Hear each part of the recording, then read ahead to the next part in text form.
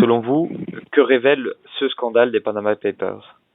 Le scandale des Panama Papers révèle plusieurs choses. La première chose qu'on savait en réalité, c'est le fait que les paradis fiscaux, les trous noirs du système financier existent toujours, qu'ils sont assez massivement utilisés pour de l'évasion fiscale et que les banques, et là, on a bien vu avec le problème de la Société Générale, le problème de plusieurs banques suisses, et que les banques sont en réalité les principaux agents de ce système. Ce sont les banques qui proposent à leurs clients, de manière extrêmement fréquente, les pratiques d'évasion fiscale. Ça, c'est un premier point.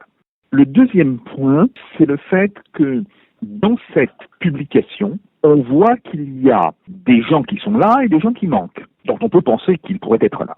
Ce qui laisse à penser que ces documents ont pu servir à une forme de manipulation. Attention, je ne dis pas que ces documents soient faux, je ne pense pas, je pense qu'ils sont tout à fait exacts, mais je pense qu'ils sont incomplets et je pense qu'ils ont été probablement nettoyés avant publication. Et ça, c'est un point extrêmement important parce qu'on sent très bien que le pire mensonge est celui qui contient 90% de vérité. Et donc, il faut là s'interroger sur le fait que, par exemple, on ne trouve pas d'Américains, on trouve très peu d'Américains dans cette liste. Donc là, il y a un véritable problème.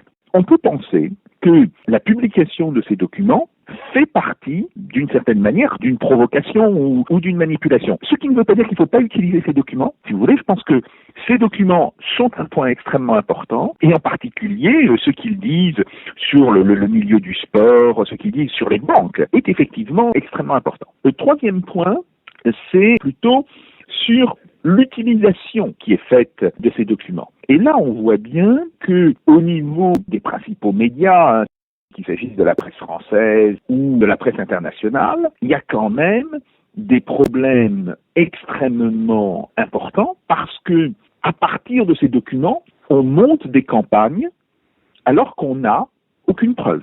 Bon, je suis par exemple sur le cas de Poutine. La présence d'hommes d'affaires russes, y compris de proches de Poutine, ne m'étonne absolument pas. Je suis tout à fait persuadé qu'il y a un certain nombre d'oligarques qui ont utilisé ces paradis fiscaux et qui d'ailleurs utilisent toujours des paradis fiscaux. Mais à partir de là, on dit, ah oui, puisqu'il y a des gens qui sont réputés être proches de Poutine, ça veut dire que Poutine est compromis. Ça, c'est un glissement que rien ne prouve. Je dis, attention. Deuxièmement, on voit très bien qu'il y a un certain nombre d'hommes politiques français qui sont plus ou moins impliqués. On a retrouvé Cahuzac, Balkany, et comme par hasard, une partie de la presse regarde le cas de M. Frédéric Chatillon. Le cas de M. Frédéric Chatillon est intéressant parce qu'évidemment, c'est un personnage qui est proche du Front National, qui a été au GUD, bon, tout ce qu'on veut. Mais ce qui est intéressant, c'est que les sommes qui sont sur les comptes me semblent d'abord relativement faibles, surtout comparées à ce qu'il y a sur d'autres personnes qui sont proches du Parti Socialiste, etc. Et puis, deuxièmement, il y a l'utilisation politique qui est faite de cela. Et là, la publication de ces papiers donne l'occasion à une certaine presse de monter une attaque extrêmement virulente contre Madame Le Pen.